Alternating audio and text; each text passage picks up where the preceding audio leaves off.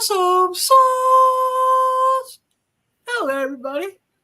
This is your mentally undeveloped party host. I'm Blind Adam Wonders, the comic pimp. This is Awesome Sauce Radio. I hope you're all having a beautiful, blessed Thursday evening. Uh, you know, uh, Before we get into the heart of the matter, I just want to thank my sponsor, the official pizzeria of Awesome Sauce Radio. That would be DeMarco's Pizza in Hewitt, New Jersey. 1926 Union Deli Road, Hewitt, New Jersey, 07421. Their phone number is 973-728-1344. They have amazing food, delicious and nutritious pizza.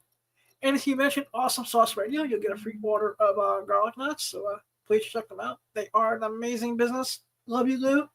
Once again, DeMarco's Pizza, an Italian restaurant, 1926 Union Deli Road, Hewitt, New Jersey, 07421, 973-728-1344. It only took me like 3 months to get the phone number right, and I apologize about that.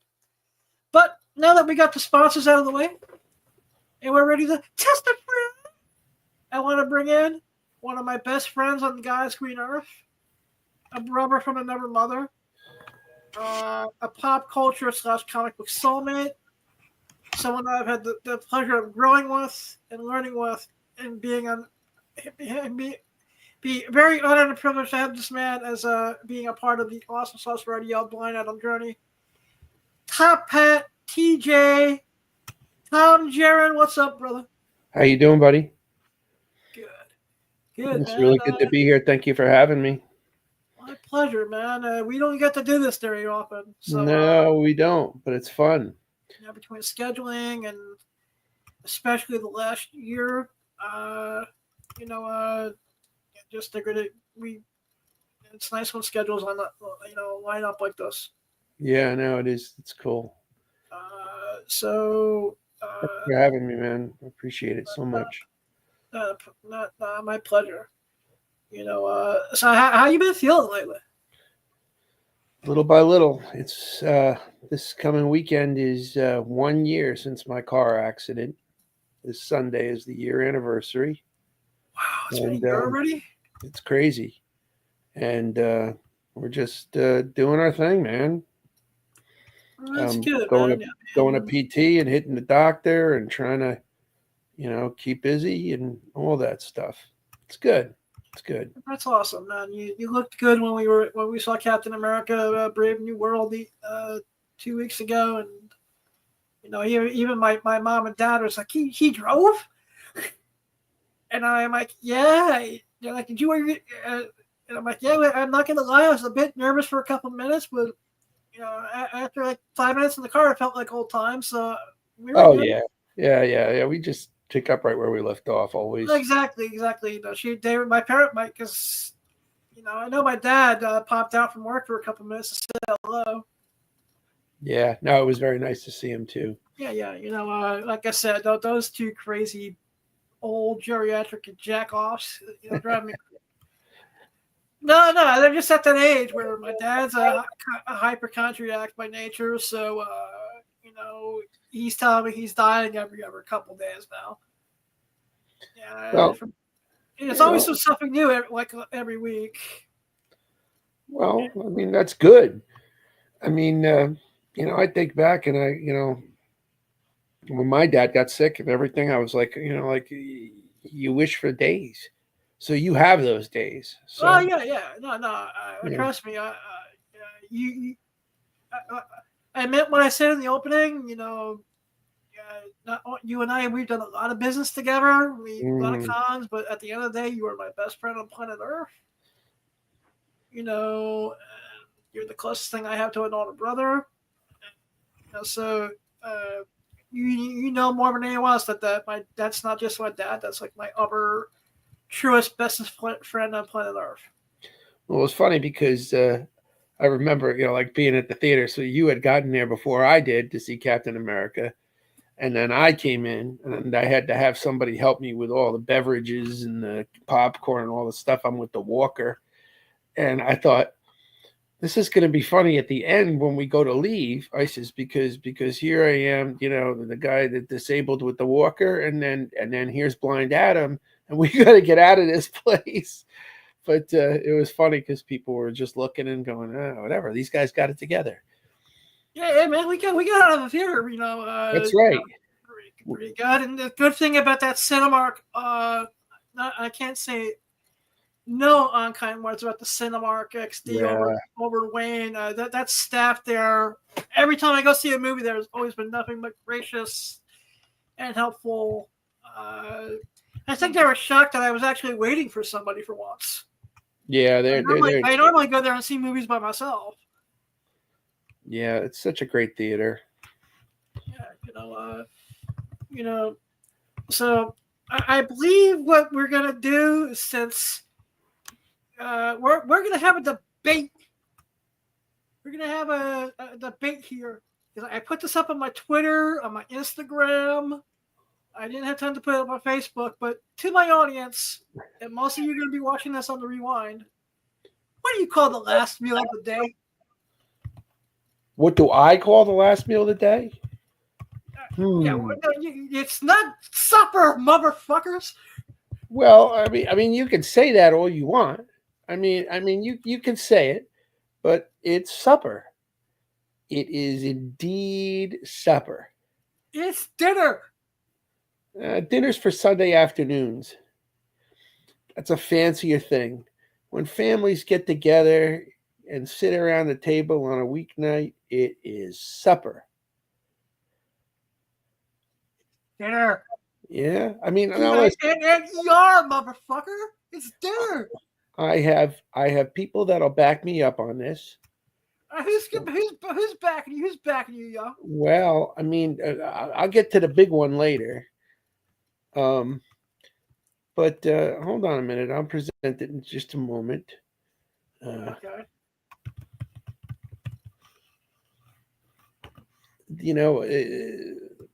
Well, I mean, first of all, my entire family backs me up on this 100%. I think that your entire family? Oh, 100%. Like the entire family, Uncle listen, Lou, I go right down the line. Sister, sure. Mrs. J, Caroline. Yeah. All right. I was actually getting I got really nostalgic because crap, I don't want to know where time goes because. Well, you know who else agrees with me? Who? Ralph Cramden and Ed Norton. Really? Oh yeah, 100%. Ah. Right now they're having a little supper. I got them presenting. They're having a little abits, a little pizza. That's such a great episode, too. It's so great. That's the part of my glove. And the line of that episode is, if pizza were a manhole cover, the sewer would be paradise. What a great show. What a great show. It never gets old. It always brings me back to being an 11-year-old kid whenever I watch it. Right. But such good stuff.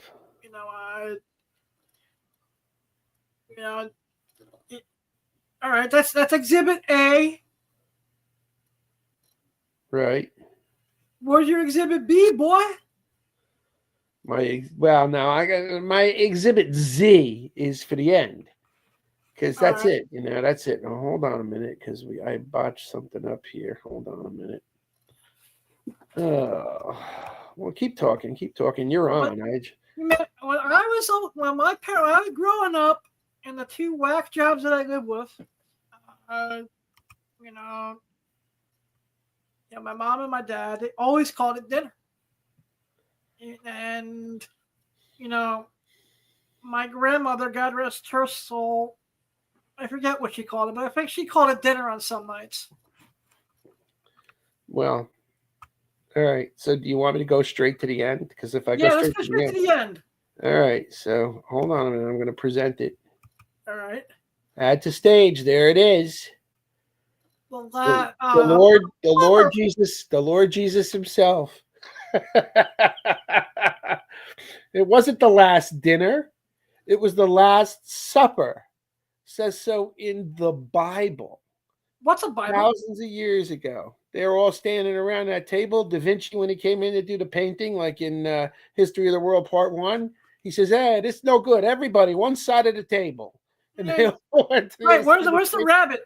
Like in the South Park version of the portrait? No, he ain't there. There should be a bunny rabbit at the head of the table. No, this is straight up Da Vinci. Bright colors and all. Nice. All right. You know what? I don't know. How about we just agree to disagree on this? Because we've been having this argument for how many fucking years now, bro? Oh, it's been a long time. It's been a great inside joke. You ever, like I said, that's, and I said it on the phone, and I'll say it to you and the 4 people that want to hate on the show for me saying this. Get a sense of humor. But I'm comfortable enough with my relationship with Jesus. Fuck you. Fuck Jesus. It's dinner. Dinner. And you're probably, holy crap, why didn't Adam learn how to spell all of a sudden? Well, listen, it's not bad.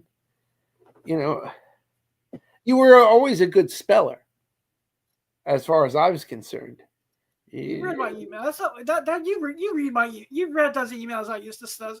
Oh yeah. I used to send. You write novellas, graphic novels. Quite good. I've actually tightened those up lately. That's good. Yeah, even Ben, our good friend Ben over at Zap Comics is like, what happened to the long ass emails you used to write me? And I'm like, and he's like, I'm only busting your balls. I know that, being visually impaired or blind and dyslexic isn't easy on you. No, but listen, this is how I feel about it, and this is what amazed me when I met you. Okay, I was trying to get vendors for the first convention that I pulled together many years ago. That was the one that was pre Holy Bat Convention? Yeah, so that was like 2008, 2009. And it had to be at least 2010.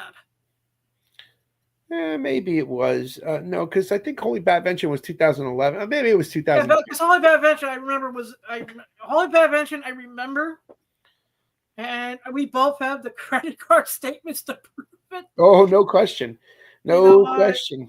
It was November. Was it November of 11? Yeah, it was that Veterans Day weekend. Yep. Which was another fun little thing. But when I came to John Paul, who runs the Clifton Comic Show, the Wayne Comic Show, Old Bridge now, who is just a terrific, very special person. I mean, he's a special human being. He is just one of the nicest people you'd ever want to meet. And he said to me, yeah, you can come and promote your show and talk to my vendors, which most guys don't really want to do that. That's a real, like that, because that maybe would cut in on his business perhaps. And no, he was just like, no, this is more important because we're pushing forward the hobby. We're pushing forward the love of comics. And he was supportive. And so I came and I talked to all the vendors there, and then I met you and your brother Chris. No, actually, that wasn't Chris. That was Matthew at that point. Was it Matthew? Because I know the first time we met, it was just me and Matthew. The second time we met, it was Chris. And it was when you handed me the flyer the second time, and I checked with Chris. I was like, "Hey, do we have this weekend free?" And then I called you, and then you came to my grandmother's house, which is Chris's house now. Yeah. Marco, right? And I was like, Ramsey. As much as we didn't want to do the show, and that was nothing against you. It was just there was a lot going on. There was a lot going on in my family at that point, Yeah, but here was and then we just it just clicked, and we did the show. We had a good time, and I don't know how it snowballed in what we have now, but it did. Yeah, no. But what amazed me, and I've seen you do this, So, I mean, you came forward to the table the first time and you said, I'm blind. And of course, like the first question that just about everybody who's in a comic book show, when they hear that there's a comic book dealer who's blind, they go, well, how the hell are you a comic book dealer when you're blind? And I didn't ask it that way, but I did ask, so what do you do? And you took a book out and you put it very close to your face, to your eyes as best you could, and you took your thumb and your index finger and you ran it down the spine, and then you ran your palm across the front of the book, and you knew the grade of that book. And I was like, whatever, I can rattle off like, and I can't, of course, now I can't think of one, but I could say, the title of a book and the number, and you'd go, oh yeah, that's a Supergirl cover, or that's a Spider-Man cover, that's the first appearance of so-and-so, the keys. All of that. It's in your head, you got it, and you're visualizing that in a way that I can't and don't, and others can't and don't. So that's to me, that's amazing. That's amazing. I've watched him do it, folks, and he really can do it. He looks at these books and he knows. And I said, pretty incredible. I actually, I was at Wayne last week for about an hour or two, and the first convention I really took the comic book convention. I took the meta glasses to. Yeah. I took them to other events, but it's meta glasses, are an amazing device, and basically, was just able to dig through boxes for the first time without having to have a little less help. So the meta glasses are like telling you things. Yeah, actually, let me go.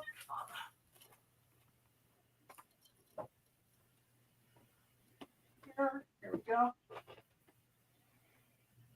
I don't know how this is gonna work on camera, but basically I put them on for a second. Very nice. It's a Roy Orbison look right off the bat. Yeah. You can start singing Pretty Woman. Open meta view.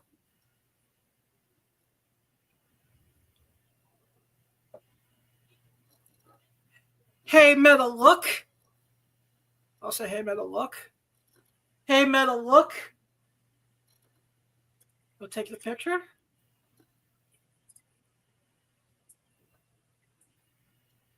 Thank you. And I just said this seems like it be a computer displaying a weather forecast. It's wild. I mean, it's just wild that it can do that, and that can help you. That's amazing stuff, man. So if I we'll go by my wall for a second. Hey Meta, describe what's on my wall.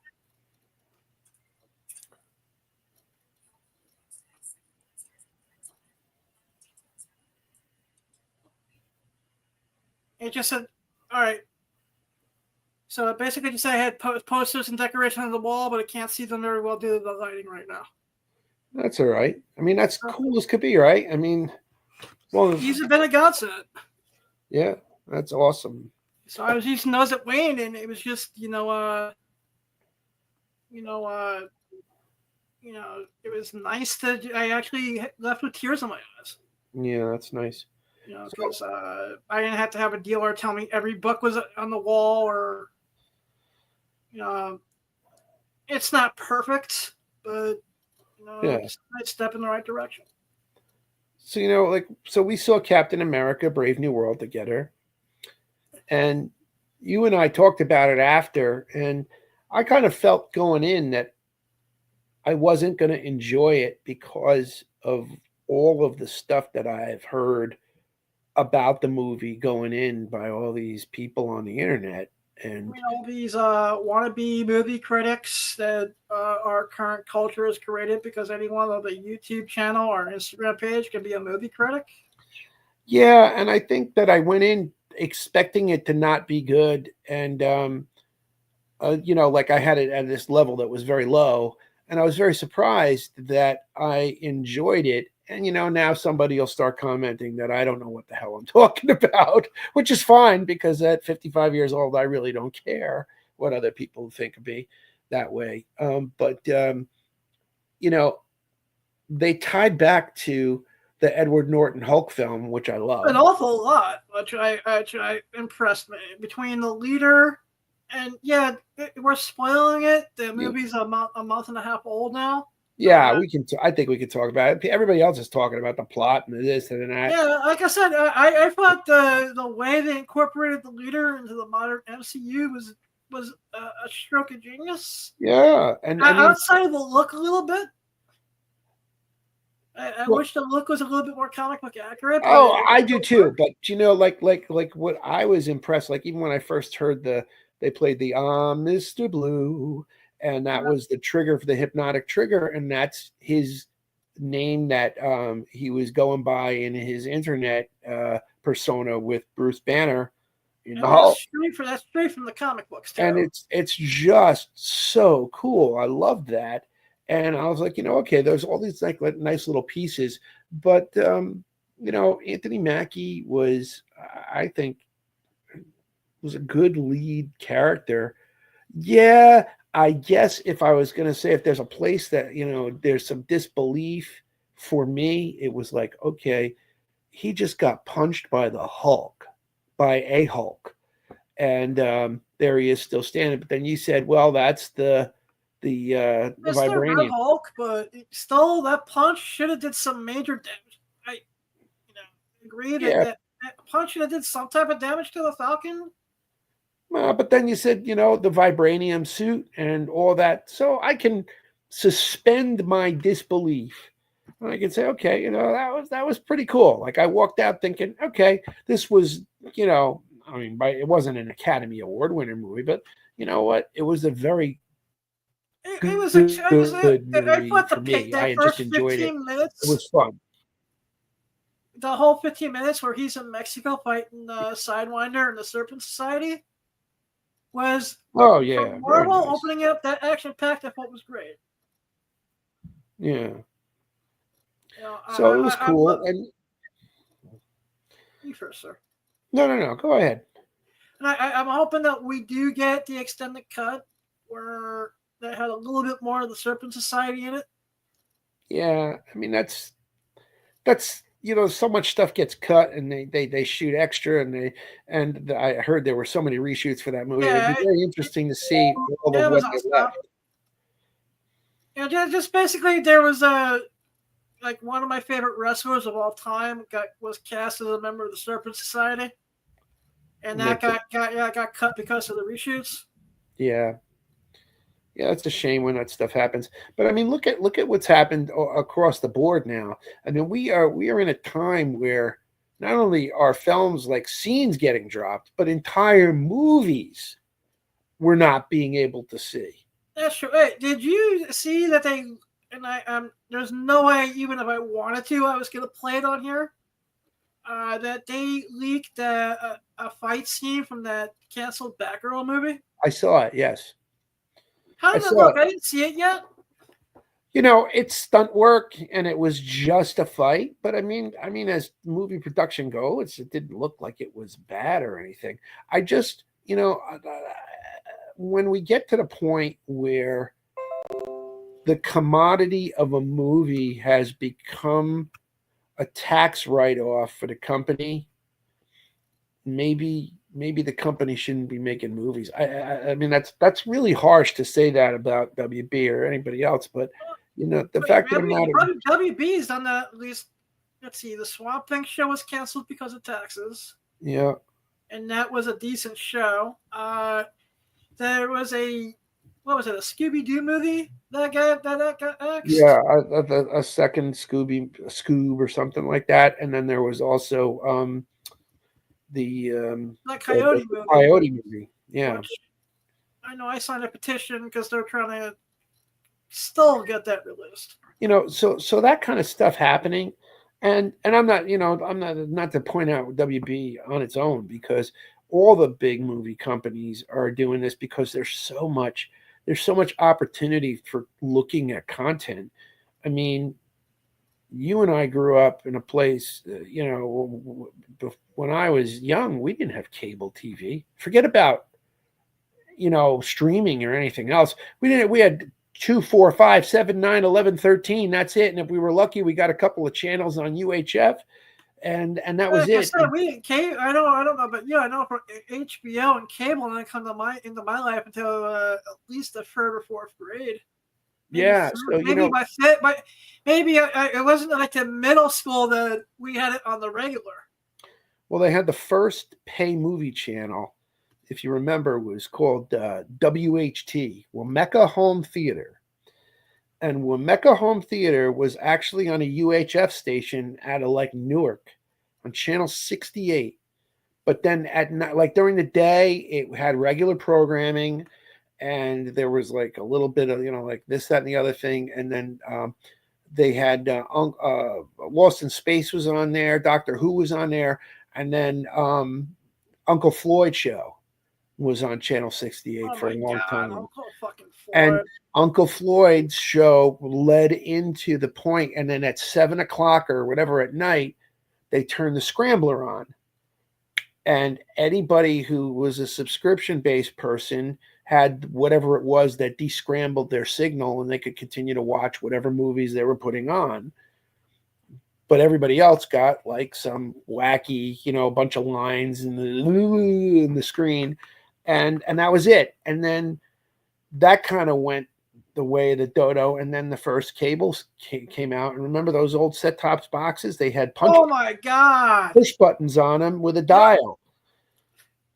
So I mean, all those things changed. Then we all had Blu-rays and we'll forget about that. VHS tapes first, taping everything off of TV, taping Batman, taping Superman, taping the cartoons, and putting them on, 6-hour tapes at SLP, so you could get a lot of shows on one tape, and then you'd play them till they were dead, and then buying tapes and movies and going to the store and renting them, going to Blockbuster eventually, and then all that led to DVDs and then Blu-rays, and now we got streaming, and you can pick up a little tiny remote, and you can speak into it and ask for something, and it'll tell you where it is. Most likely, if it exists on the internet, you can find it. Now, of course, they take things. The two things that I miss, and I'm starting to see like a little bit of comeback, more so with vinyl and with DVDs. I miss the days of tape trading right now. Yeah. Because not everything's out. Because streaming is like a blessing and a curse. Oh, 100%. I find it to be both, and sometimes more of a curse than a blessing. Especially depending on what you're looking for. Yeah. Like you can't find the movie Cocoon streaming at all. It doesn't exist. Interesting. And it's a great movie. And unfortunately, I think it's out of print on DVD. It's out of print on DVD right now too. Hundreds of dollars to buy it, and it has something to do with some sort of music rights, I think, that are in the movie. Something's going on there, but stuff like that happens, and they delete things. I mean, you and I both have Max subscriptions. Oh yeah, Mac. I have a love-hate relationship with Max because they update their stuff so regularly, and I don't understand why. All right, you're gonna have Batman the Animated Series, Batman Beyond, but you took Teen Titans off. Doesn't make sense to me. Doesn't make sense that actually for like 7 or 8 weeks, and I thought it was going to be permanent, The Dark Knight was pulled off of Max. They had they moved it over to Netflix. They actually have every like couple months it splashed back and forth between Max and Netflix. So weird. And then I was like, okay, so I didn't understand that. And then just recently they took almost all the Looney Tunes content off of Max. All right, I'm not going to cry about that because the versions they have on the Max can suck my dick. They are the watered down, politically correct versions of all those cartoons. Okay. But now there's none. So the only place, MeTV Tunes has a lot of that stuff if you can get it on over the air. and they're doing some cool stuff. I mean, I like the idea. I guess if I had to take the lesser two evils, like I would take the Max over YouTube, because at least with the Max, they get the full episode and not the first like 2 minutes. Yeah. Yeah, So it's just very interesting. What's your favorite Looney Tunes? my favorite one, I don't know the title of it per se, but it's Sylvester Fights a Big Mouse. He's got to put the bell on him. Ah, with the kangaroo. Yep. Yeah, that's a good one. That's fun. Another one, like I said, I don't know the title of it.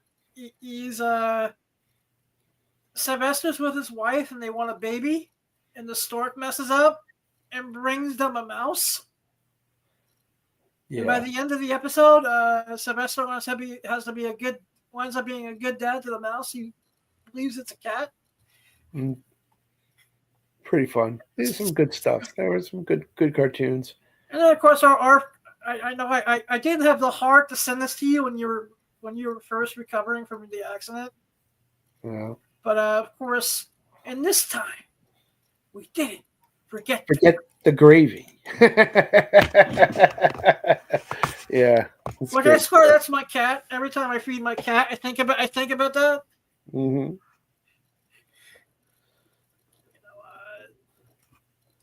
But just we live in there. I think there was current generation when it comes to comic book movies and content. Yeah. I think it's a little bit more spoiled. Well, I mean, definitely spoiled, but maybe spoiled's not the. There's certainly so much of it that we waited for stuff. I mean, I was like 8 or 9 years old when Superman the movie came out, and I mean, you go and you see that, and it was like, holy cow! I mean, this is it. Star Wars and Superman set the tone for all my movies going forward from that. In a year's time, but I remember waiting for Superman the movie to be released on tape. I'd go to the video store, and the guy would be like, "It's on the list for next month," and you'd go back 3 weeks later, and it was pushed back 2 months, and that kind of stuff. But I remember it being on ABC. Oh, it was probably 2 years after it came out, and they had all that extra footage that you never saw before or again. I mean, now you can, but yeah. But back then it was just like that was something else. That was an event. Yeah, because I keep forgetting you're 4 years older than I am, so my first comic book movie seeing in the theater was Superman 3. Oh yeah. Which as a kid I thought it was amazing.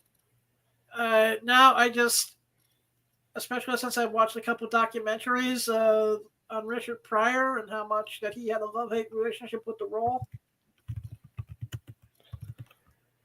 Yeah, it's funny to me because as a kid when you watch this kind of stuff, I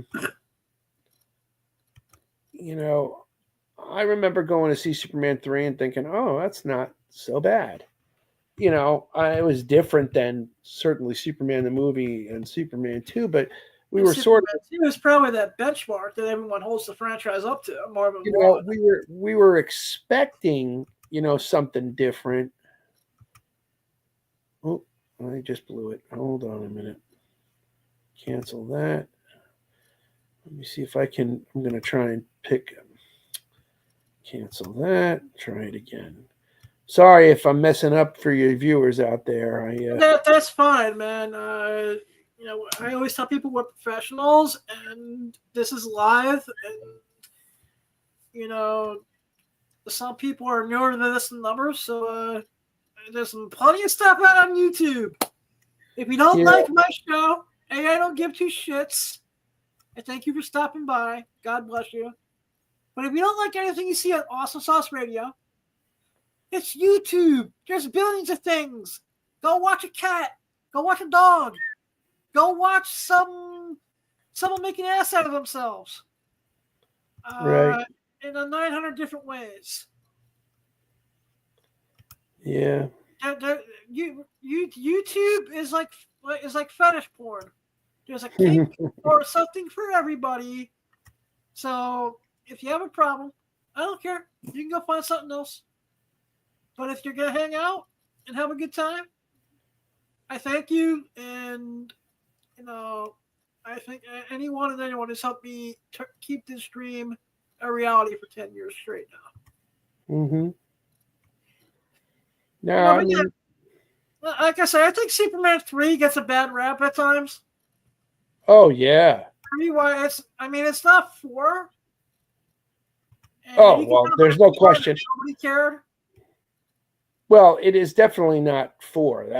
That's a whole different animal, and that's a shame because Christopher Reeve went into that with such hope for what that franchise was going to be, and it's a shame. Oh, there's a shot from Superman 3. I got a picture of Superman and Richard Pryor in the coal mine at the very end of the movie. That's where he drops him off. All right, yeah. And then Superman picks up the piece of coal and makes a diamond for Lana Lang's ring. But, there was a lot of, there was, at least the budget was there. It had a certain amount of... and it still had a child-like charm to it. It gave us Annette O'Toole, who would eventually, years later, play Martha Kent in Smallville. Absolutely. Then she's saying that Superman 3 is what got her the role. Yeah, no question. She's a great actor too. She really is. And tremendous. She's a sweetheart. And then Robert Vaughn, who played Ross Webster, it's a terrible name in the movie, but he had one of the funniest lines. I always was hysterical when he said that. He's on the phone with Richard Pryor and he says, "I asked you to kill Superman and you couldn't do that one simple thing." And he drops the phone. And he was a guest at one of the shows that I did in New York. And I went up and I said that to him, and we had a moment where we laughed together about that. But, it's cool stuff. But, all these different things, special cuts and what have not. You got to see something amazing not too long ago, right? Yeah, you know what? Yeah, I did. It was about a little over a year ago now, maybe 2 at this point. Yeah. At one of Kevin Smith's Q&As at his movie theater over in, Highland, New Jersey. Right. Over at Smodcastle Cinema. Smodcastle. I got to see the Schumacher cut. At the end, he goes, "You guys all want to see a really cool movie?" And he puts on the Shoemaker cut of Batman Forever. Wow. And now, a lot of hate for Batman Forever out there, too. Once again, this ties into the whole Superman 3 thing. Yeah. And I know this one hurts when I hear about this movie. It hurts because I think that the special thing about doing conventions and, I met Val at a con. Nothing but sweet to me. And, Batman Forever has always been a fun film. 100%. And Val Kilmer was such a nice guy. I mean, really a nice guy. It was a shame. Did we lose you? I think the last time I saw him was East Coast Comic Con when he was with us with the Caros. Yeah, we had he had come in with I think Celebrity Authentics brought him in. We had booked him. I had called Joe Lamoth, and he brought him in, and we had TV show cars, John Spargato's 95 Batmobile, and we did photos with Val with the car, and then he signed the car, and just tremendous. And I was lucky enough not only to work with him at East Coast, but then we went up to... was that the same year you went up to Terrificon with him? Yeah, Terrificon. And we had the 89, and then 95, and maybe the Tumbler. I think we had 3 cars there. It was a lot. and Robert Wool was there, and Val was there, and I had a little table of retail, and I had a hardcover book of Batman: The War Years.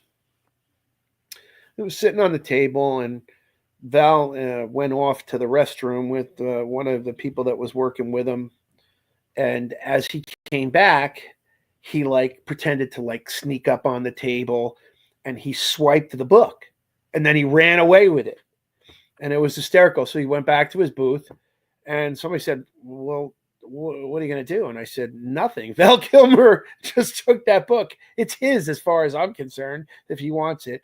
Well, about 5 minutes later, one of the guys that worked with him came walking back with the book and said, "Oh, here, Val wanted to bring this back." And they put it on the table, and there was a lady standing there, and she started looking at it, and she was like, "Well, maybe I'll buy this book." And I says, "Well, it's got Val Kilmer's fingerprints and DNA all over it." I said, "This is the one to buy." And she bought it and went and had him sign the book. It had nothing, of course, to do with the Batman Forever, but it was just really cool. You gotta love conventions for that type of stuff. Yeah. My first experience with Val at a convention was when Mike Carbonaro started doing once a year would do the 3-day national version of the Big Apple, and At my the table was right Hotel across. Pennsylvania. Yeah, this was at Hotel Pennsylvania, but he did that 3-day show in November. Mm-hmm. And my table that year, this was about 2007 ish, Yeah. maybe 2008. Yeah, it had to be 2007 because I did Baltimore a few weeks before that, and my table was right around,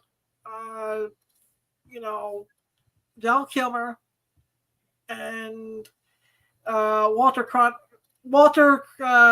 Koenig, Chekhov. Yeah, from Star Trek. Yeah. Yep. So every time I had to go to the bathroom, I would pass Chekhov.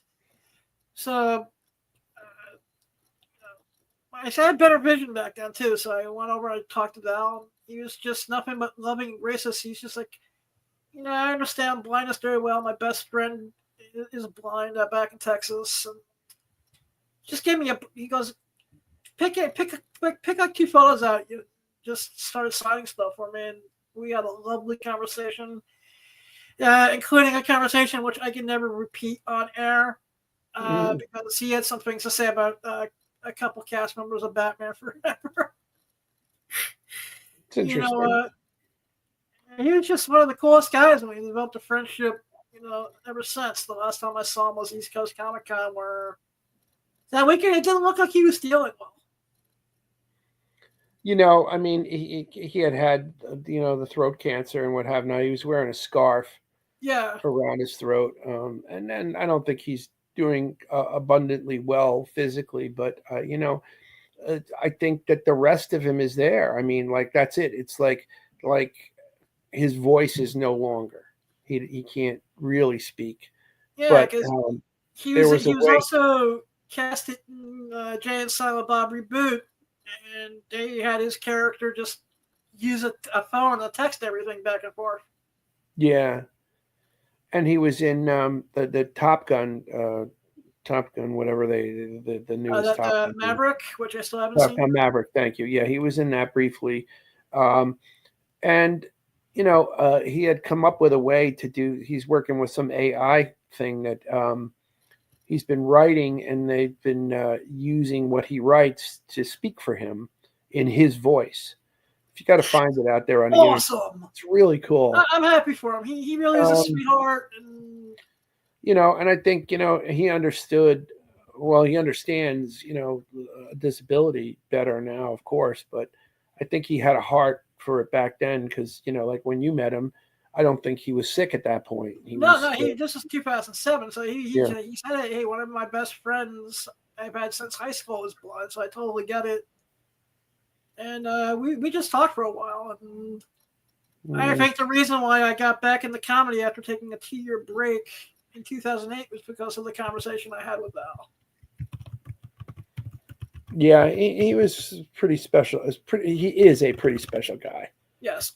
Back to Batman Forever. Why do you think the theatrical cut gets so much flack? You know,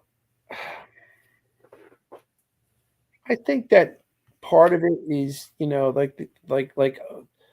so Batman 89, was exactly what Tim Burton and Michael Uslan and all those, everybody that wanted to bring the dark Batman to the screen for the first time, really since, certainly since the 1940s, and Yep. certainly to, combat the, you know, 66 TV show. 66 TV show and all of that.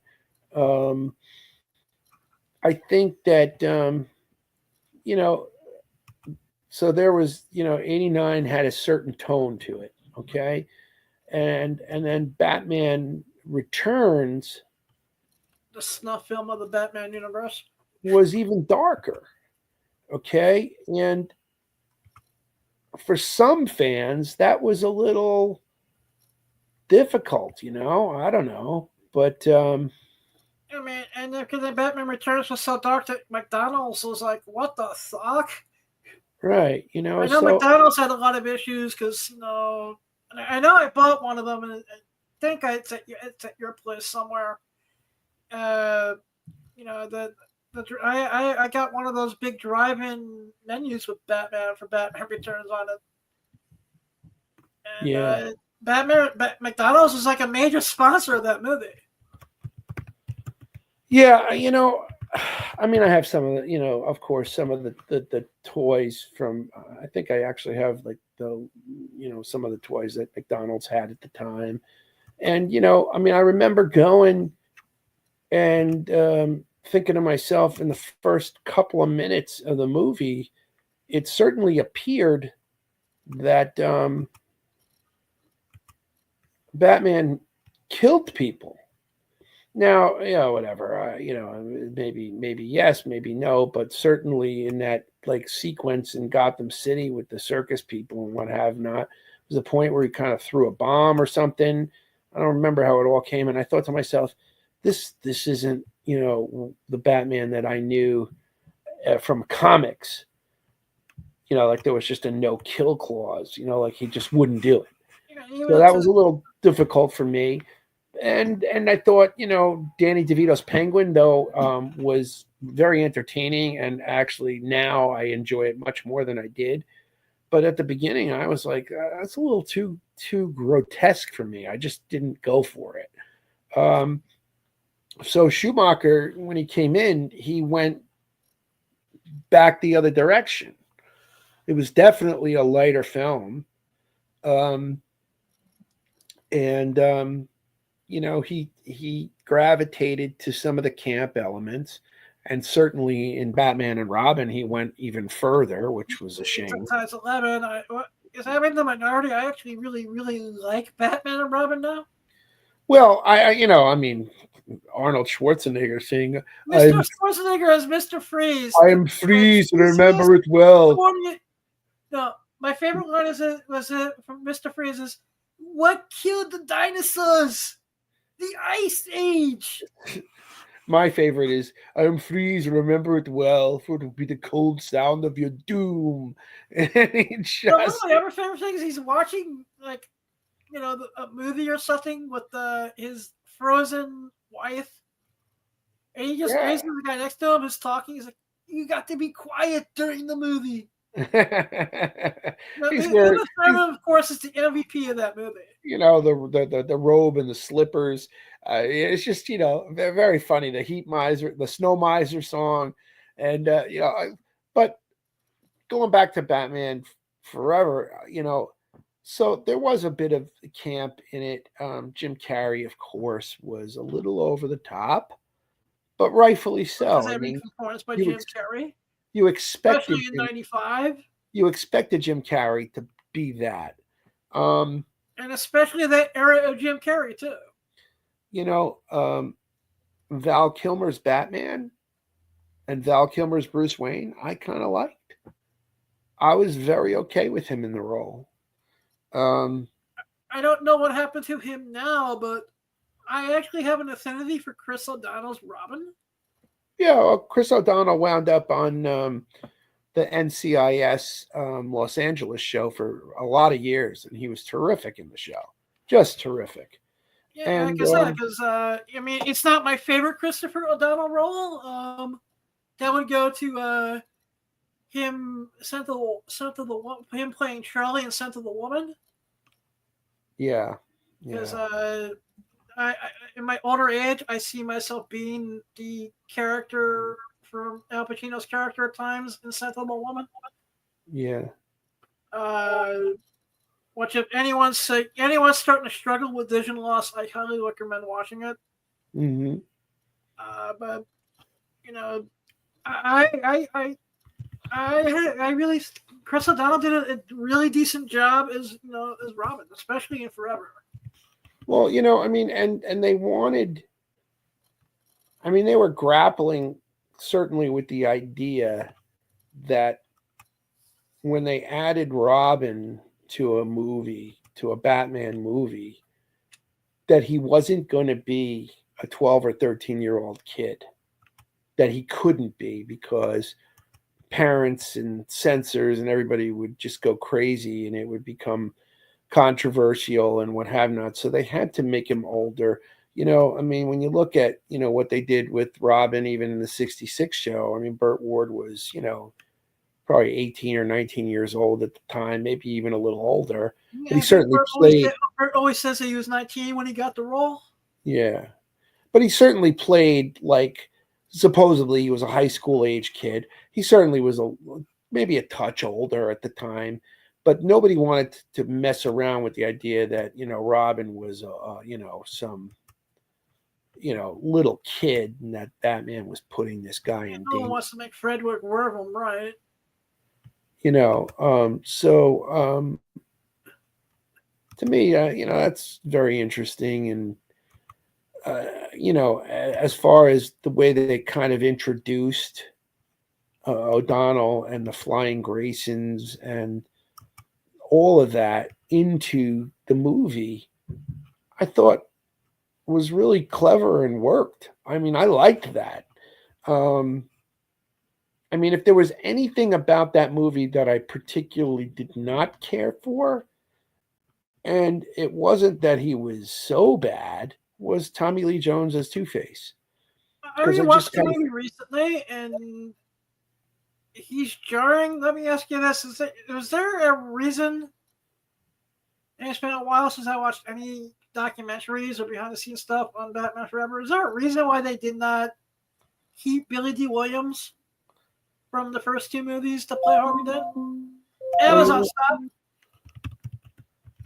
I don't know. I have a feeling it was because did not return. I think it, that just contracts happen and different things happen, and life. Let's see what it says here. He played hard, was set to reprise, but his character was ultimately removed. Tommy Lee Jones. Let's see if it says anything else. Yeah,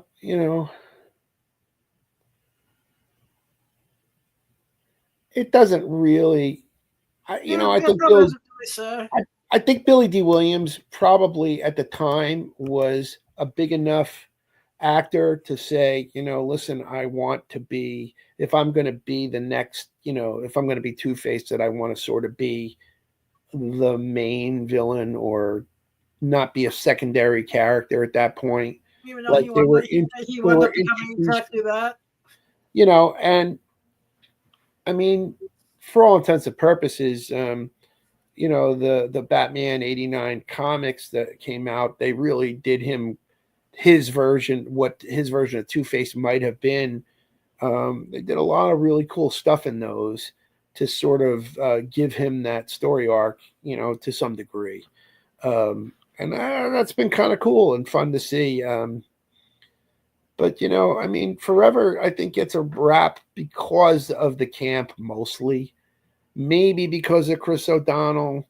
Some of the choices in the the suits, and they became very rubber, like super rubbery suits and all that. This is quick little trivia note for all the Drew Barrymore fans. This was one of her first like bigger roles when she was making her comeback. Well, all right, and who was opposite her in that? I don't remember. Debbie Mazar. There's Debbie Mazar, Yeah. who played the other one of the Yeah. the Sugar and Spice. Sugar and Spice. Yep. Yeah. And yeah, they're very cool. I mean, yeah, that was a big deal. She was just starting to make her comeback after all her personal problems at that point. She was fun. She stole the scene. The Amy Fisher movie like a year or two before, like the year before that. Yeah, she totally stole the scene. It was great to see her in that. And again, Carrie was good. Nicole Kidman was, I think, fine. Did I miss Kim Basinger coming back to them? Yes, I did. Did I miss Michelle Pfeiffer coming back to them? Yes, I did. Do I feel like that is once again? Go ahead. That's the second greatest Michelle Pfeiffer movie of all time. It's not Scarface, which I based my entire life around. Tony Montana. He was my childhood hero. Okay. Which explains a lot. I don't know why they get to these points. Like to me, why sort of kill off your villains just because? So, okay, so they might not come back for the sequel, but can't they just be in Arkham Asylum? Can't they just be in jail? Why does the Joker have to die? Why does Catwoman have to die? I realize at the end we find out that she really isn't dead and she's got 9 lives or whatever. But that kind of stuff was like after a while, I was like, come on, guys. By the time you get to Batman and Robin, they did not make that mistake. Well, no, they didn't. But the Jack Nicholson thing, I think for me in the first film, I would have much rather seen him get caught or whatever, or that after that fall that he disappeared, like his body was gone. Yeah, and just like it did in the initial comics, because in the initial comics, thank you, Bill Finger, some guy named Bob. The top brass wanted him dead, but they decided to just keep him around at the last minute. Yeah. Yeah, no, it's just so smart, and look at what has endured because of those things, those choices. God, thank God they did not make because Shoemaker was supposed to make a third movie. I forget what they were going to call it, but it was going to have Madonna as Harley Quinn. Mm-hmm. It's a Batman and Robin Unchained. Yeah. Harley Quinn was going to be Joker's daughter. There's an audio dramatization of it on YouTube somewhere. Yeah, there's a couple different versions of it on YouTube as an audio drama that have slightly different stories, and one is more than a fan. They're doing the Batman 89 Echoes book right now with DC. How is that? That's the one Batman book I have not read yet. Well, yeah, it's very interesting. So they put Harley in there, and so it's a continuation from the Batman 89 book that they did with Billy D. Williams, and then they introduce Barbara Gordon to a great extent. And at the end of that Batman 89 book, Commissioner Gordon is killed. And Barbara then becomes a cop. And Batman gives up being Batman because of all the events that have happened in that. So then they kind of, scoot ahead into this new book. And they wrote the Harley Quinn character, the Harley Quinzel character, as if she were played by Madonna, and they drew her that way. And she's a doctor at Arkham Asylum, and but she wants to do television, and she has a huge Joker fixation, and then the other doctor at Arkham Asylum is Jonathan Crane. And inside all of that is something that Bruce Wayne decides he needs to go undercover, and he gets himself arrested as if he were Firefly, and gets put into Arkham. And then he gets, between trying to figure out what's going on with Crane and becoming the Scarecrow, and Harley is becoming Harley Quinn, and there's all this stuff going on. It's still in process. I think the book has been delayed terribly. And I'm assuming it's art related, but who the hell knows? Yeah. It's just months and months and months between issues. Yeah, I hate when that happens. But speaking of Batman comics, have you checked out the sequel to Hush yet? I have not. Maybe yesterday. yesterday. Which came out yesterday, right? So Yep. biggest. Let's see what the headlines say about Hush 2. Let's see if there's anything. The writing is perfect and makes for a great sequel, says Comic Geeks. Hotly anticipated sequel to Smash storyline. Jeff Loeb, Jim Lee. All new saga begins here. Hush returns. Amazing. Yeah, I mean it's definitely let me see if I can get you an image here. Like I said, Jeff Loeb and Jim Lee returning. I find it very fascinating. I know that the first half will be done as the Batman proper, and I think the latter has 6 issues will be its own mini series for some reason. Well, yeah, but then like what do you do for like it's very interesting because now I haven't been reading Batman books, all the way through. I've picked up some of what Chip Zdarsky has done. Watch, it's been very hit or miss for me. Yeah, I mean, it's all over the place. But now, this, to me, there's no. I mean, this is not the first time in the last 20 some odd years that Hush has returned either. Well, yeah.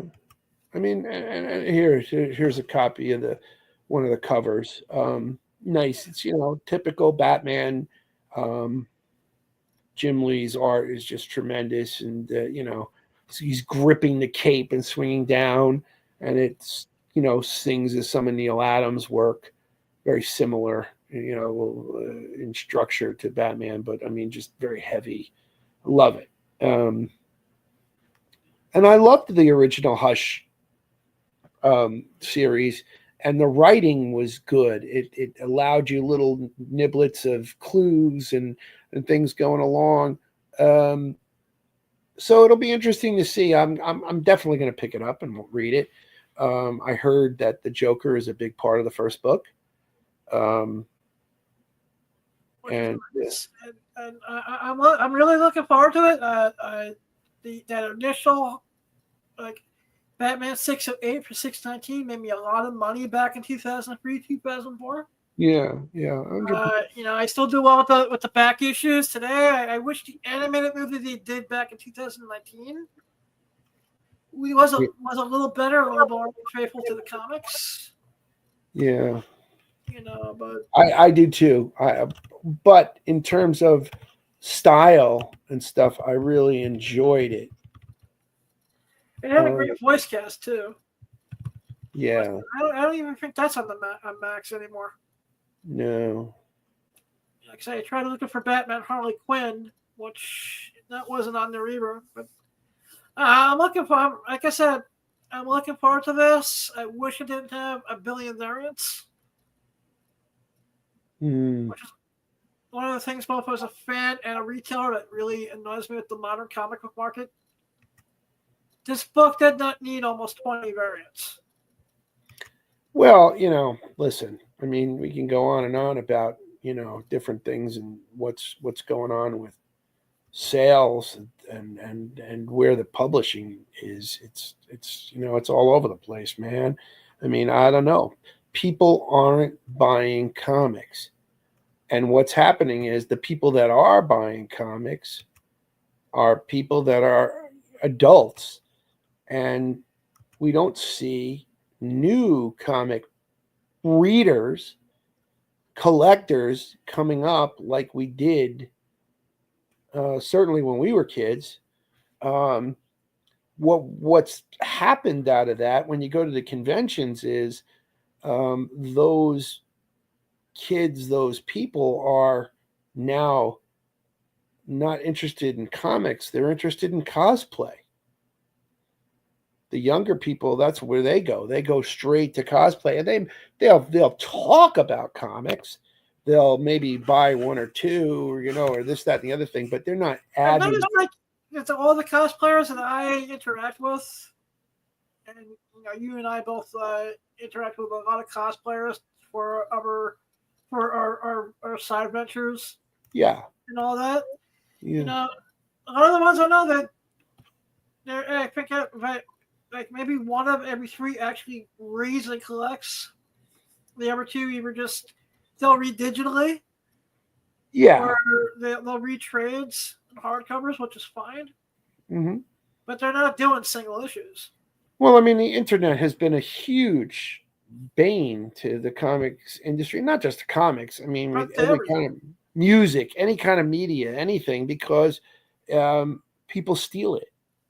They just steal it. There's 100 ways to read a comic for free on YouTube. Even that. Some guys actually take and they shoot them and they adjust the art so it's now no longer in their copyright for infringement, and they post it. Yeah, I can. There's a channel, and some of them do them better than others. There's people ask me, well, how do you still enjoy comic books being blind?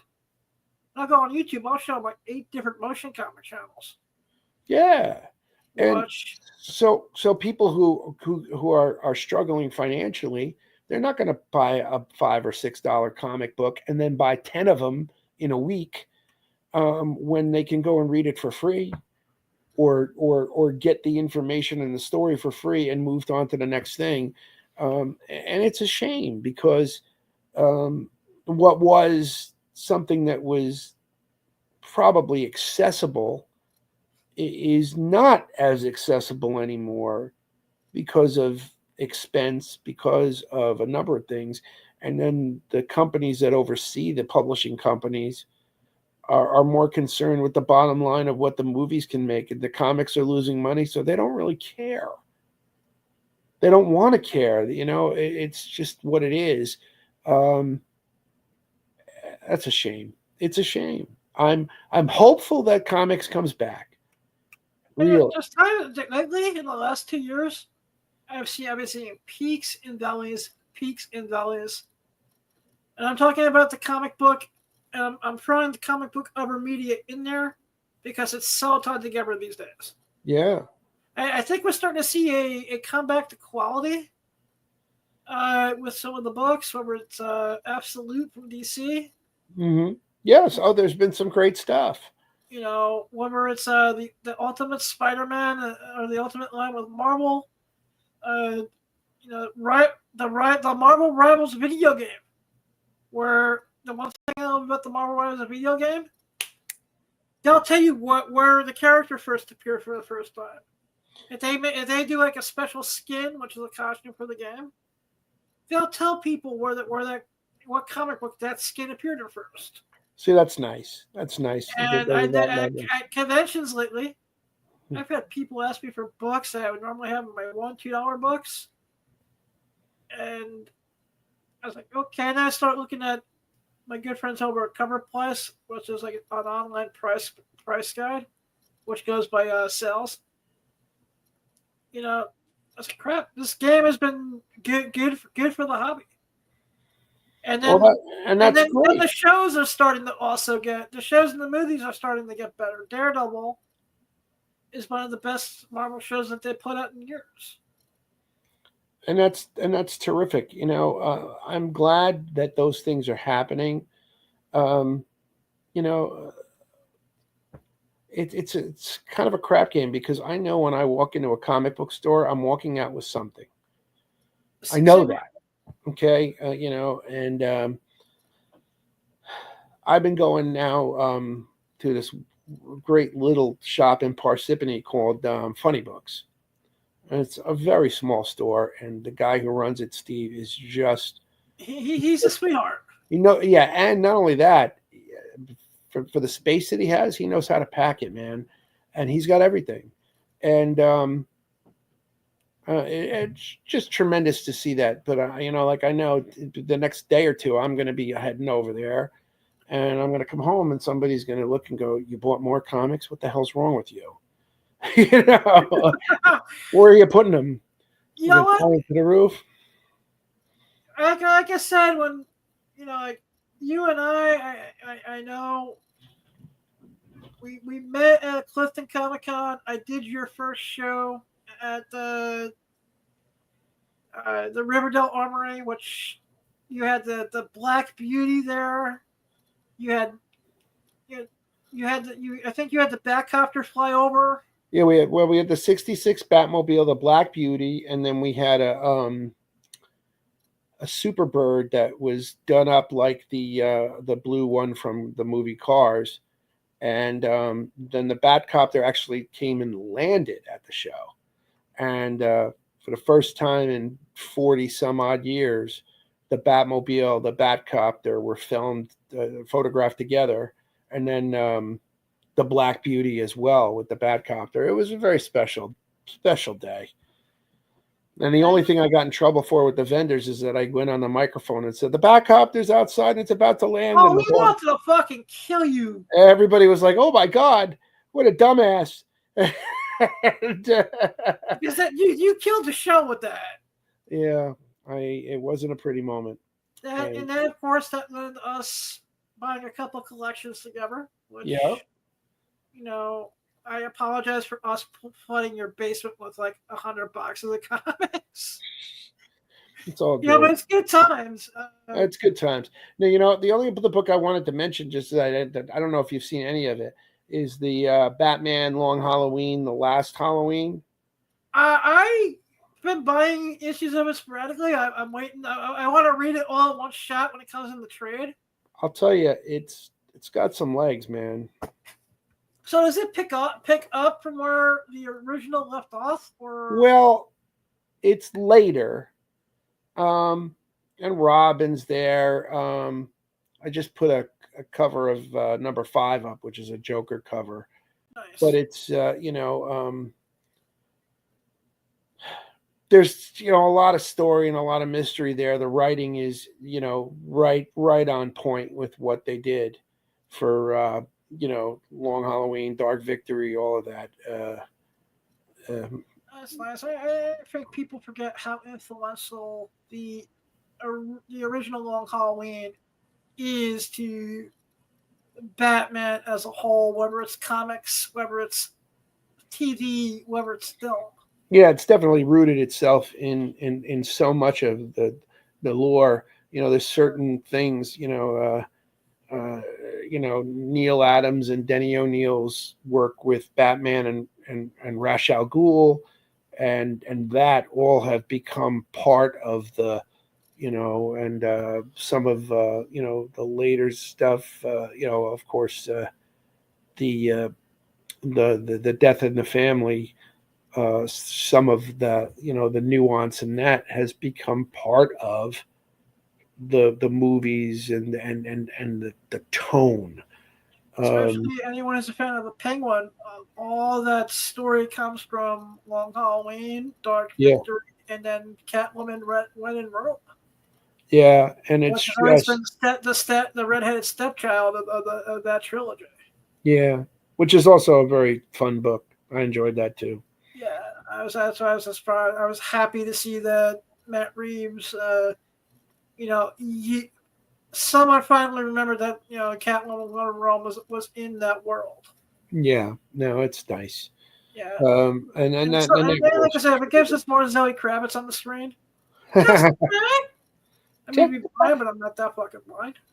Well, and rightfully so. Rightfully so. But that also brings us up to my favorite memory that, you know, as long as we're a part of each other's lives, that I'll have, and that is, you know, Holy Bath Venture. Which I've been thinking about this lately, and if I had to do it all over again, I wouldn't change a thing. Well, I I learned would so I would much. change one thing. The Oh, the one thing venue that we had? well, I put a 66 Batman poster up on there with Lee Merriweather on it, but um, I would change the fact that on Veterans Day weekend when we had a delivery of tables to the armory and there were supposed to be chairs with it and we got there and we opened up the boxes and all the stuff and there was not a There chair was not a chair in sight. and I had to send my family to my local church in Hawthorne and Is that when you scrambling made for us go and folding grab all chairs. the chairs like a group of maniacs that we were? Yeah, and to me that was difficult, but um, the best part of it was, yeah, of course, all the people and just the camaraderie in the show from the celebrity guests, which were great. And I mean, Lee Merriweather was wonderful. Terry Moore, Donna Lauren, Susan Silo from Batman with all the malls, and Deanna Lund. Commissioner, we went back to Terry Moore. Yeah. Is she still alive? Because I lost touch with her a good maybe 10 years ago at this point. I believe she is. I don't think she's doing very well because she was supposed to be a chiller last year, I believe. She is 96 years old. She's 96 now. Wow. She was such a sweetheart. She has an Instagram.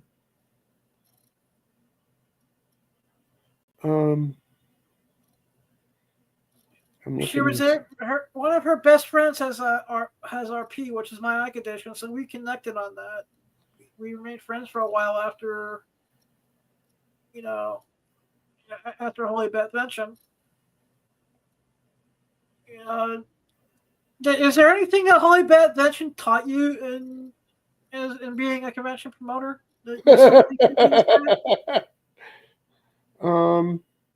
Maybe never to have a convention again. No, that's the easy way. I know for a fact that you love all this. Oh no! I know through Hollywood Cars, God bless John, you found a way to do this where you're not having to deal with the headaches of renting a venue anymore. It taught me was that, and this is true now too. There's way more important things in life than just making a buck.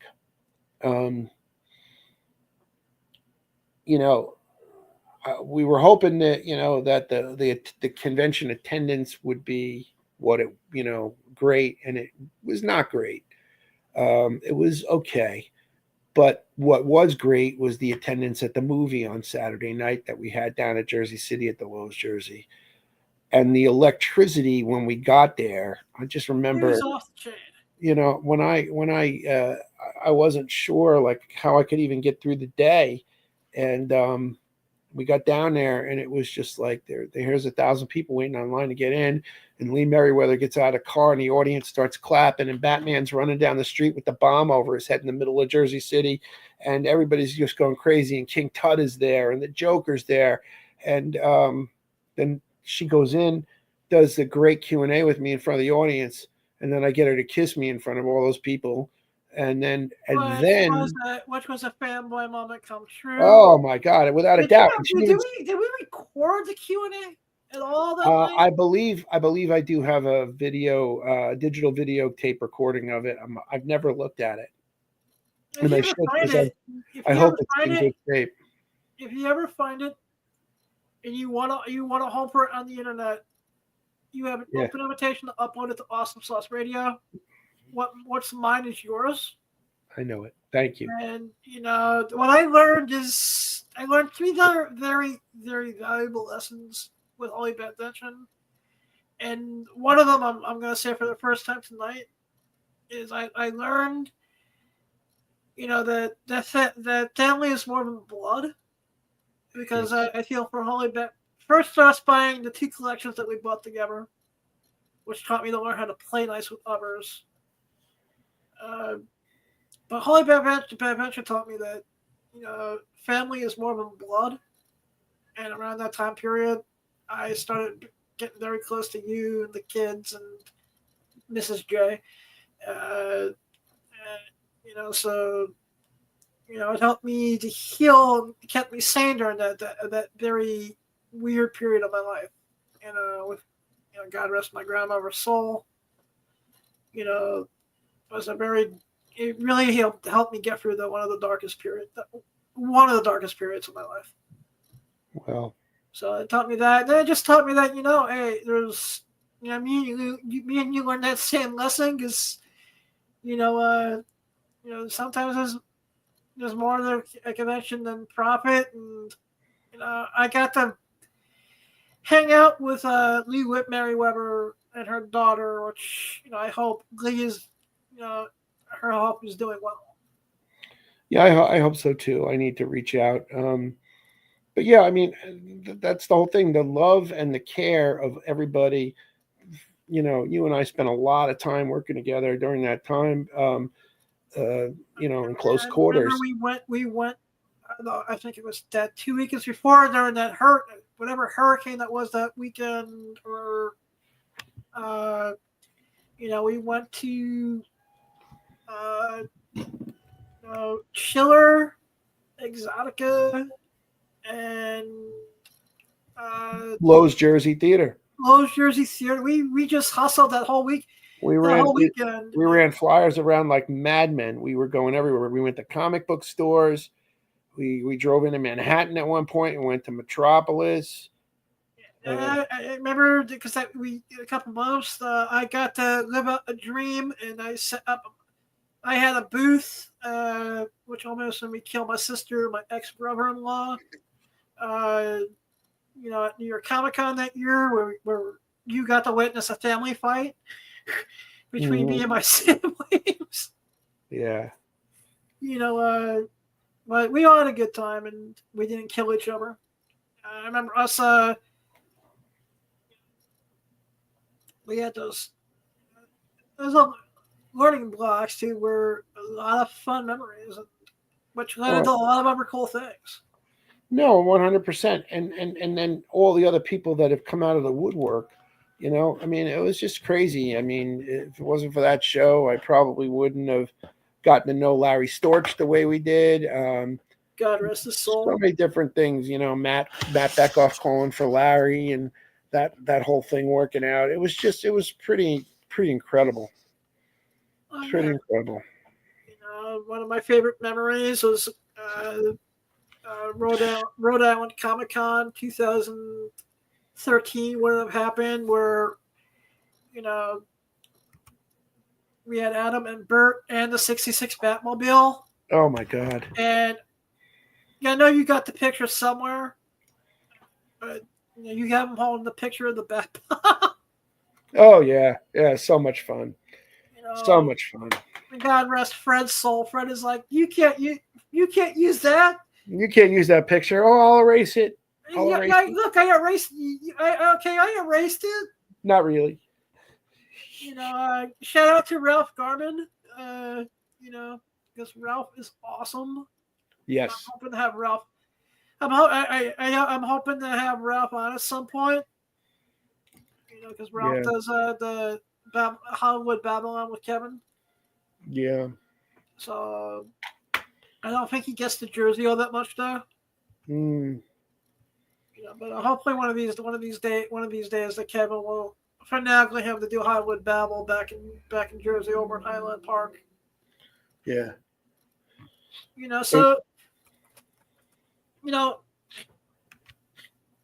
What out of all the Hollywood cars that you've dealt with more of them than I have over the last almost decade and a half.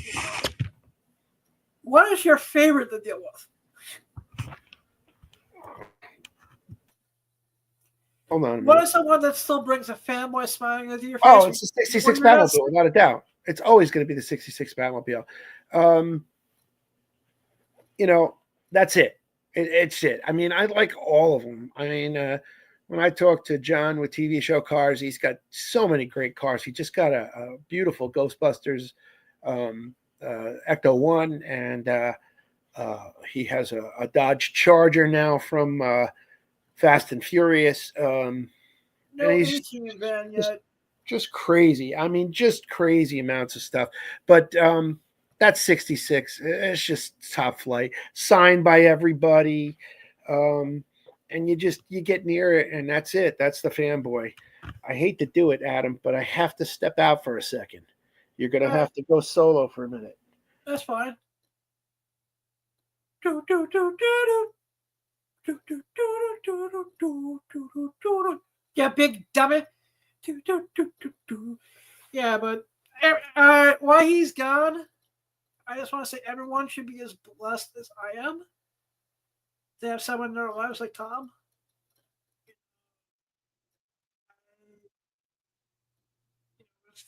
My sight just started getting worse around the time that he was, in my life, and I Complimentary. used to practice washing dishes in his kitchen, and I learned how to cook in the stove a little bit. So, him and his family has always been really good to me. Everyone should be as blessed as I am to have someone like that in their lives. Post out of it list with button com button show screen live viewer comment StreamYard out of list clickable tab private clickable tab style list live viewer screen button show button comment button start. All right, just wanted to check your phone notification while we're still waiting for Tom to come back. Speech on. Pass touch ID or enter Check my passcode. link history. Activity. All right, I'm back. All right. Speech on. Yeah, so I was just telling the audience that everyone should be as blessed as I am as have someone like you in their lives. Well, and the same goes here, man. I mean, we've been through a lot, and friendship and love is you're like my brother too. And like I said, I really don't consider us to be friends. I consider us to be brothers at this point. 100%. I actually found a recording of your youngest daughter, Caroline. She had to be either 5 or 6 at this point, going, "You're a stupid Uncle Adam. You're a stupid Uncle Adam." Well, On one of my digital recorders. well, see, she wouldn't say that to you now, but she'd say that to me. She's 20. She's not 20. I thought she was going to be 22 this year. So she's only going to be 21. She's gonna be 21 in June. Holy, where the fuck does time go? I guess. It just goes, man. Yeah, I saw her. I talked to her a lot when you were in the hospital, but the last time I saw her was when we went to, that event with Tony Storm and Lisa Ann. And we're not going to mention the promoter's name because he can kiss the fattest part of my ass. Mm-hmm. I saw her for the first time, and I was like, "Holy crap! This is not all you kids need to do. Like, just stop growing up around me." Yeah. Even Christopher's kids, I see them now. It's like, crap. Can you guys slow down a bit with this growing up crap? Because his kids are still in that cute phase. Well, I mean, holy cow! It just changes, right? It just life changes. Yeah, I mean, all of a sudden I heard, I think it was his oldest being like, "Uncle Adam, you're a vagina head." I was like, I go to my mom. I go, "What are your granddaughter learn vagina head from?" It's probably someone at school. Yeah. I just started doing it over and over again, and she's like, "You're a poopy head. You're a vagina head." And I'm like, they don't say this cute forever. Yeah, they don't. They turn into people that look like us. True that. Mm. I don't know. As I like I said, you're 55. I'm 51 at this point. I'm at this point where I know you can't go back, but I wish I didn't rush growing up so much. I appreciate it just like a tad more. Absolutely. And you can go back a little. You I just think it's the beauty of being in the comic book and entertainment industry. absolutely. So just have these moments like this, and it's good stuff, man. Is anything that you're watching? Let me ask you this: if we still have the Batman '66 poster with Lee still up for a minute? Oh, I can put that back on. No problem. Because the one thing you and I bond over a lot, and anything else in popular culture, which is probably your go-to. Mm-hmm. Like my go-to is always Kevin Smith movies. That's Yeah. what got me into, like, really, when I was maturing in my early 20s, that got me into doing this all professionally. I wouldn't be where I am without it. For you, my suspicion it's Batman '66. Oh, 100%. I mean, that's what got me into comics. And we've had the pleasure of working with Adam and Bert. I think at this point, I met a good portion of cast, both supporting and all that. What at the age of 51 still keeps the magic of Batman '66 alive? I mean, the idea that, well, first of all, it's just fun. I mean, I can pick up just about any episode and be like, oh yeah, this is great. There are a few exceptions. Me TV or whatever, it sings to me.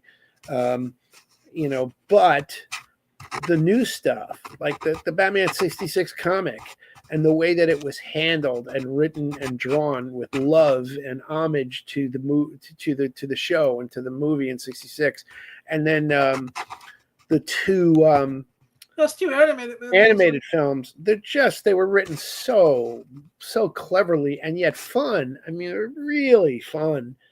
And Burt Ward had said to me right around the time that Adam West had passed that they had made an arrangement that if they wanted to do a film posthumously after Adam had passed, that they had agreed to figure out how to build his voice with, I guess with AI or whatever. I guess at that point, because Adam was 2017, if memory serves me correct, right?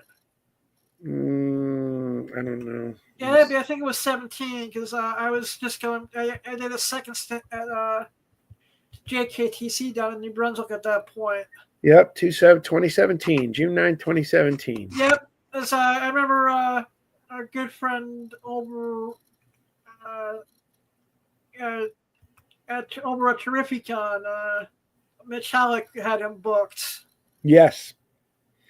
It was a big deal. And that was a weekend that Bert and Lee were there. I'm not sure if Julie was. I don't think so. But they had quite the event. And, forget all these people's names. But, there were some extra, like, special costumes there. Miss Kitka's coat with the hat. Just tremendous stuff. Because it was a year, I remember that we have another person we're not going to mention, but I know the Batcopter and the Batmobile were all there. Yep. And that's the first time that I met Don and Jen, Batastic Cosplay, and they proposed. He proposed to her there at the show. And so that's where they. All right, you never told me that story. They're really good peeps. I know they are, and they have tremendous costumes, and they look great as Batman and Batgirl. And sometimes she dresses as Catwoman also. But I mean, just tremendous. They're doing the show out in Allentown with me in April. Is that 12th. The one that's on the 12th? Yeah, April 12th. Since I'm not going, I won't be in Chicago. It is the week before I have doctors take knives or whatever they do to remove cataracts and glaucoma in your left eye. Yeah, I might tag along for that because they're doing something with Brian O'Halloran and some of the other Clerks cast up there too. I think. Yeah, Lehigh Valley Comic Con. Yeah. And it's in 2 weeks, 1 day, 12 hours, 18 minutes, and 14 seconds. Damn. Jim Ballant and Holly G are going to be there. Oh wow. Oh yeah. It's they and then we have the Batmobile and the Batgirl cycle. And just so you know, because of Jim Ballant is why we're there. Because Jim Ballant told them about us with the cars because we had met him at Garden State Comic Fest. And he said he wanted a Batmobile there. And they called because he asked them to. Jim Ballant, legendary artist. His most infamous run, I'm going to say, is that Catwoman from the early 90s. Yep. Jim Calafiore is going to be there. Broadsword Comics, Castillo Studios, Mariano Benitez Chapo, Ariel Colon, Oh, wow. Mike DiCarlo. Nice. All your Superman fans. You know, he edited the most infamous 2 storylines of the 90s. Joe DeVito, Ken Hunt, Scott Hanna, Spider-Man anchor. Cody Kilbanks, Mike Conafil, Bud LaRosa, Enrique Lopez, Michael McCone, Bob McLeod. Not a bad little guest list there. Terry Nikos from the Warriors. Warriors. Noah Mitchell. Rags Morales. Matt Murray. Will Murray. I'm only in the M's, man. Ruby Nebriz. Brian O'Halloran from Clerks. Chester Fry. Michael Komodo. It's quite a group. It's not bad. Like I said, it's not a bad guest list for a one-day show. Yeah, no kidding. So that's going to be in Allentown at the... It's in Allentown. This is his stopping grounds. I wonder if Mr. Encounter Comics and Games will be there. Oliver. Yep. He'll be there.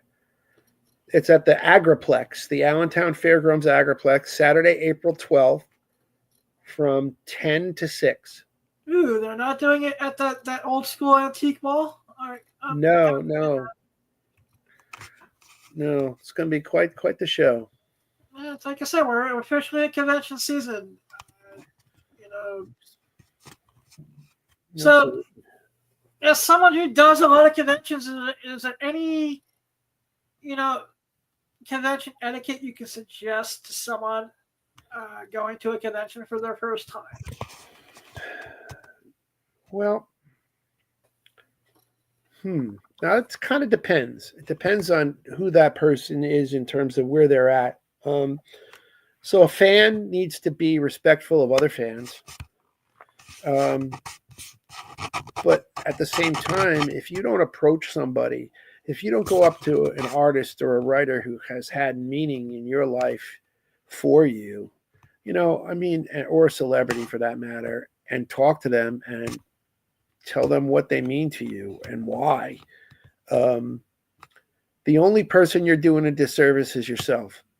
Yeah, I always say this. I'm saying this time after time, especially during convention season.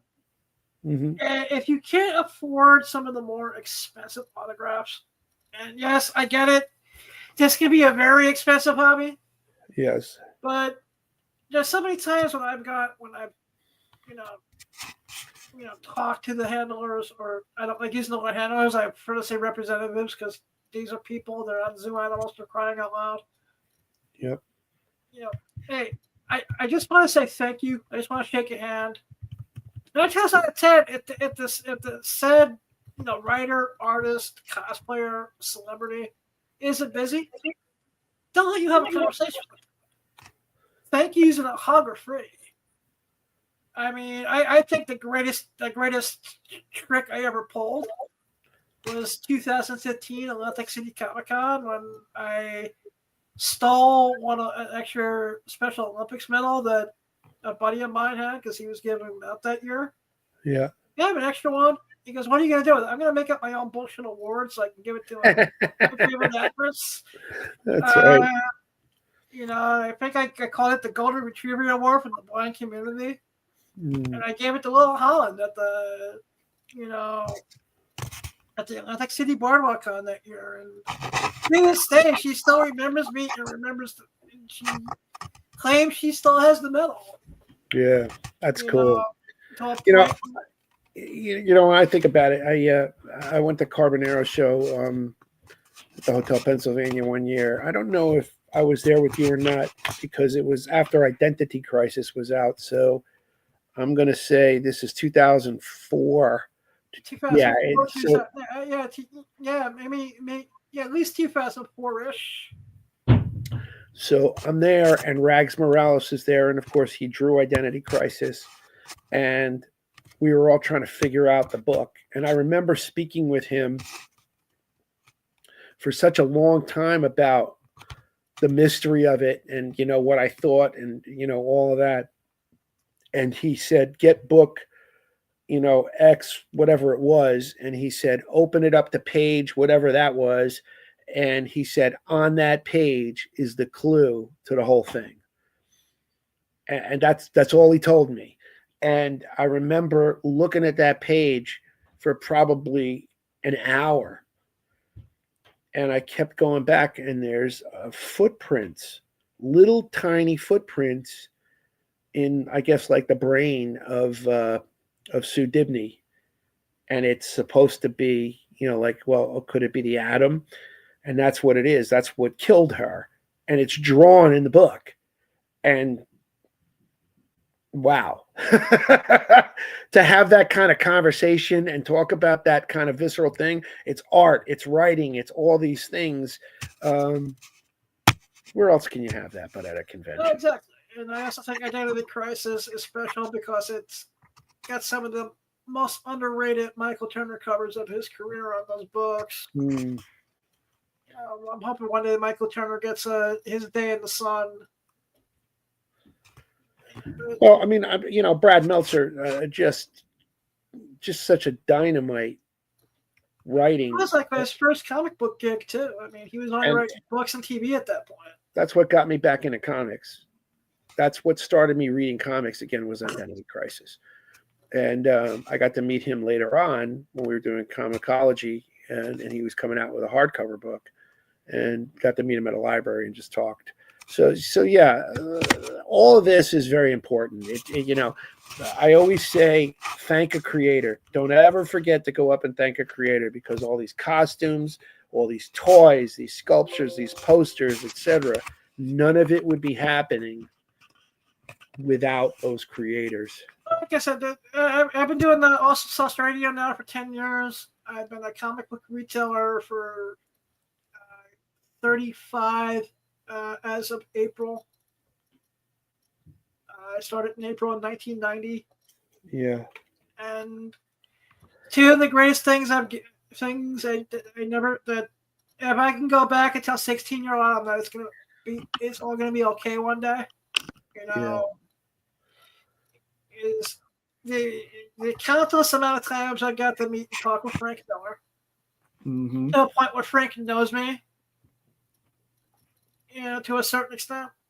Yeah. He remembers who I am, and sure, get the he knows how much his run of Daredevil means to me, because that's what made being blind cool.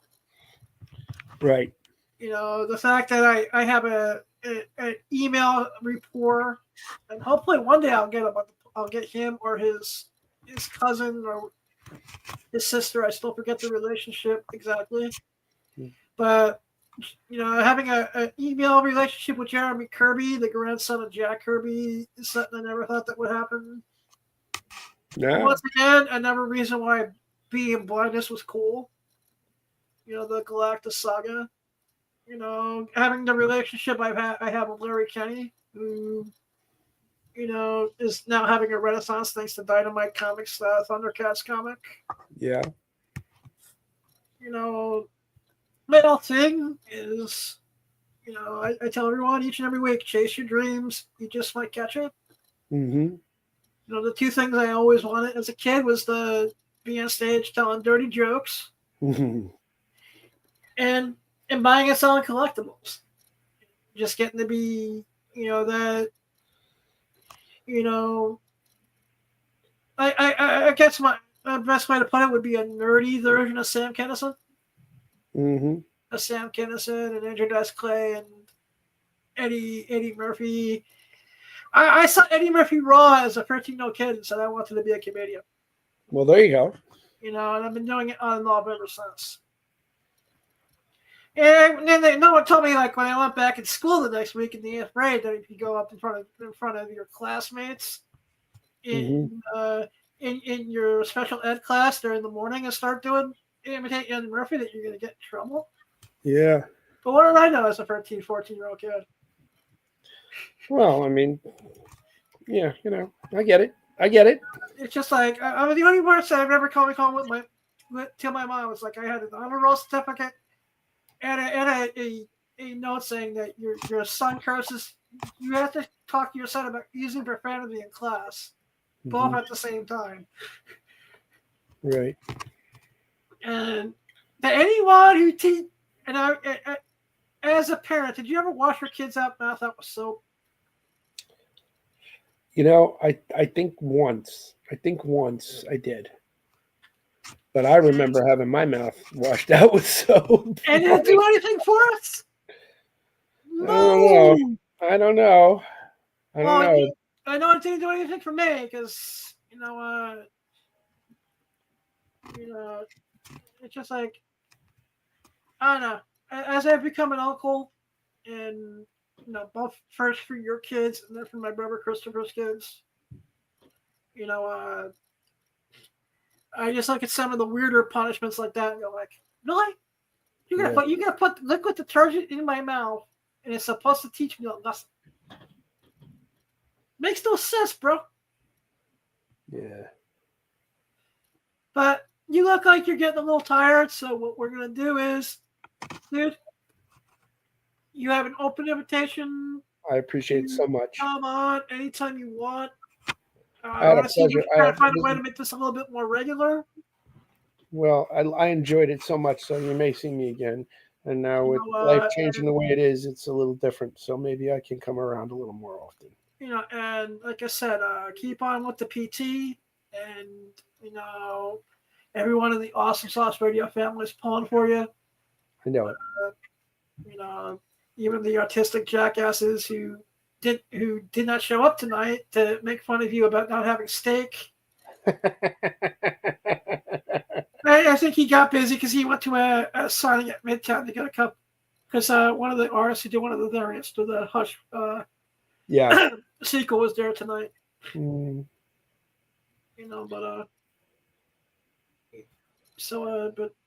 shout out to Calamity Collectibles. Yeah, absolutely. Whose business has grown by leaps and bounds since him and I started doing things together. Good stuff. And one of these days, I'm dead serious. It's been a hot minute since you and I have done a convention together on the vending side of the table. Yep. It's I have to find a way to make it happen. Even if just for old time's sake, or even if I have a one short box, where I get to be behind the table with the cars. We'll see what we can do, man. Let's see. Like I said, because there's a couple year. Give my love to John over at Hollywood Cars. Yeah, I will. I can't even believe all his kids are grown up now. It's nuts. It's nuts. Like I said, but I love you, man. I love you too. Everyone, remember, you don't need sight to have a vision. It's not what happens, it's what you do about it. I'm not going to plug anything, but like I said, please, if you can check out the Marco's Pizza, 1926 Union Deli Road, Hewitt, New Jersey, 07421, 973-728-9344, and show them some love. I really thank them for sponsoring the podcast and being the official pizzeria. Love you, Lou. I'll see you next week. And one out of out. Good night, my friend. Good night, man. Clickable pause button, clickable end stream button, end stream outro, clickable button not yet, button end stream.